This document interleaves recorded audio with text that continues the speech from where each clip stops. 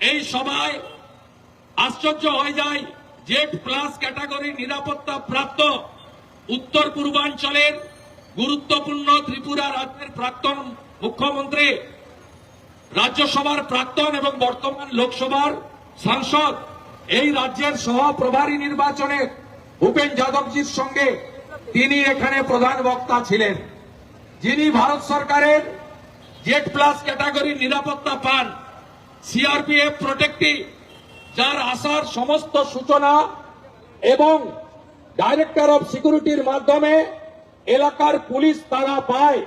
তারপরেও সমান তালে মাইক টাঙিয়ে রাখা হয়েছে, উনিও বলছেন, আর মাইকেও কুৎসিত স্লোগান গান বাজানো হচ্ছে, পতাকা ছেড়া হয়েছে, উস্কানি দেওয়া হয়েছে, সবার মধ্যে গুন্ডাদের ঢোকানো হয়েছে।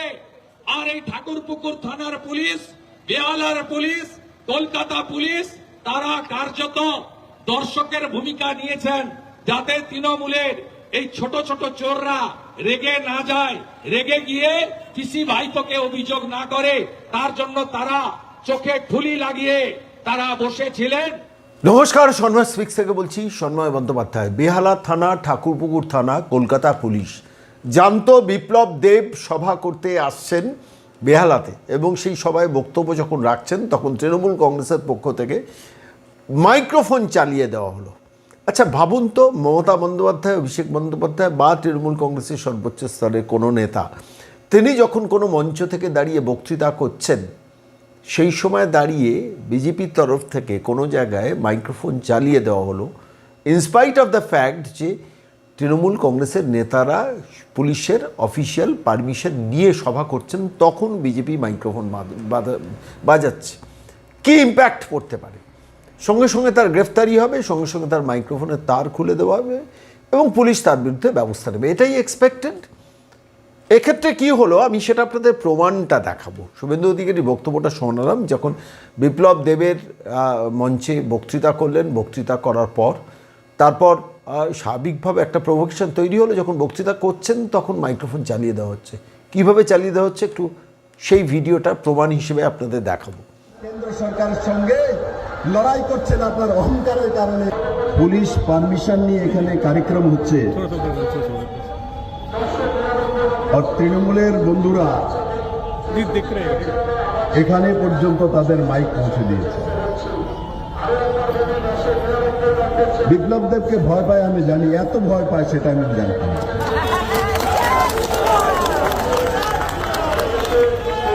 মাইক আমাকে আটকে রাখবে। 25 বছরের টানা কমিউনিস্টের সরকার আমাকে আটকাতে পারেনি, মাইক আমাকে আটকাবে, এখানে কাউন্সিলর আমার আটকাবে। বন্ধুরা, দায়িত্বটা পুলিশের। আমি কথা বলি তার জন্য বলছি যে যাতে রেকর্ড থাকে। পারমিশন দেওয়ার পর সেগুলো বন্ধ করার দায়িত্ব পুলিশের। আমি না বললেও পারতাম, আমি তার জন্য বলছি রেকর্ডে থাকার জন্য দরকার বলবে। 26-এর রেজাল্টের পরে তার দরকার হবে।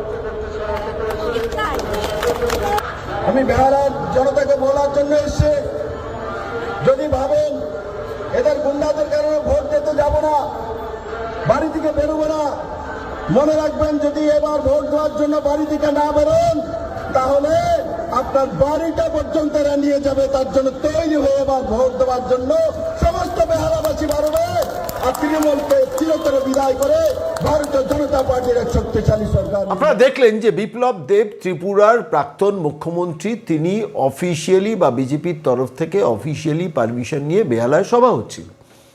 সেই সভার সময় মাইক্রোফোন চালিয়ে দেওয়া হলো স্থানীয় তৃণমূল কংগ্রেসের কাউন্সিলর তাঁদের তরফ থেকে, এবং বেহালার পুলিশ নীরব দর্শক, ঠাকুরপুকুরের পুলিশ নীরব দর্শক এবং মনোজ ভার্মার পুলিশ নীরব দর্শক। আপনার প্রমাণ হিসেবে দেখলেন সেটা।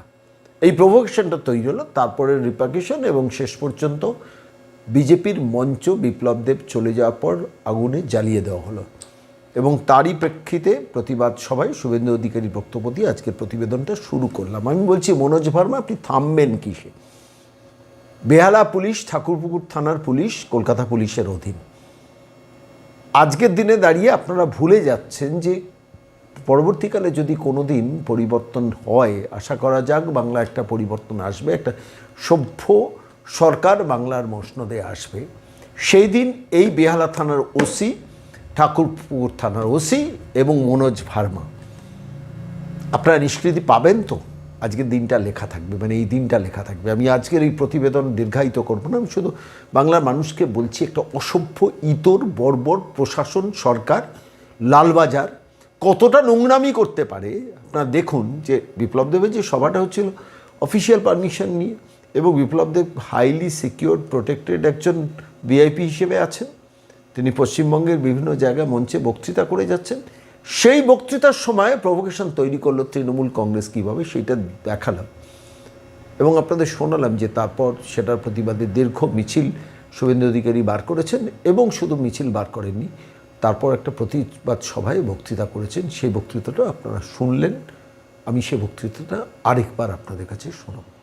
এই সভায় আশ্চর্য হয়ে যায় জেড প্লাস ক্যাটাগরির নিরাপত্তা প্রাপ্ত উত্তর পূর্বাঞ্চলের গুরুত্বপূর্ণ ত্রিপুরা রাজ্যের প্রাক্তন মুখ্যমন্ত্রী, রাজ্যসভার প্রাক্তন এবং বর্তমান লোকসভার সাংসদ, এই রাজ্যের সহপ্রভারী নির্বাচনে ভূপেন যাদবজির সঙ্গে তিনি এখানে প্রধান বক্তা ছিলেন, যিনি ভারত সরকারের জেড প্লাস ক্যাটাগরির নিরাপত্তা পান, সিআরপিএফ প্রোটেক্টিভ, যার আসার সমস্ত সূচনা এবং ডাইরেক্টর অফ সিকিউরিটির মাধ্যমে এলাকার পুলিশ তারা পায়।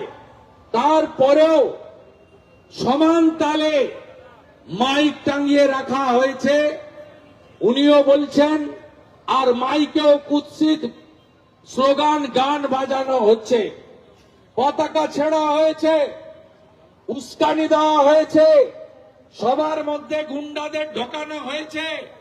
আর এই ঠাকুরপুকুর থানার পুলিশ, বেহালার পুলিশ, কলকাতা পুলিশ, তারা কার্যত দর্শকের ভূমিকা নিয়েছেন, যাতে তৃণমূলের এই ছোট ছোট চোররা রেগে না যায়, রেগে গিয়ে পিসি ভাইপোকে অভিযোগ না করে, তার জন্য তারা চোখে ঠুলি লাগিয়ে তারা বসেছিলেন।